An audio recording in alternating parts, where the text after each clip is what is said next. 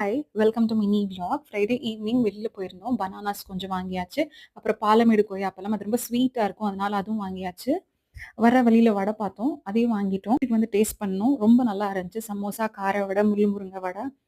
அதுக்கு பொடியெல்லாம் குடுத்துருந்தாங்க. ரொம்ப டேஸ்ட்டா இருந்துச்சு.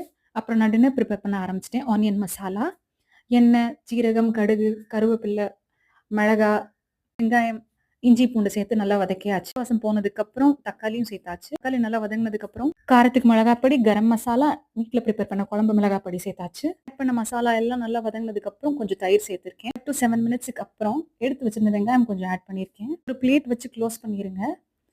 ஒரு 7 மினிட்ஸ் ஆனதுக்கப்புறம் ஓப்பன் பண்ணி பாருங்க. தேவையான அளவு உப்பு சேர்த்துட்டு ஃபைனலா கொத்தமல்லி ஆட் பண்ணிருங்க. டேஸ்டி ஆனியன் மசாலா ரெடி ஆயிரும். சப்பாத்தியும் ப்ரிப்பேர் பண்ணியாச்சு. Friday dinner chapati, onion masala. நீங்க நம்ம சேனல் ஃபர்ஸ்ட் டைம் வந்தா மறக்காம நம்ம சேனல் சப்ஸ்கிரைப் பண்ணிக்கோங்க. வீடியோஸ் லைக் பண்ணுங்க. ஃப்ரெண்ட்ஸ்க்கு ஷேர் பண்ணுங்க. பாய்.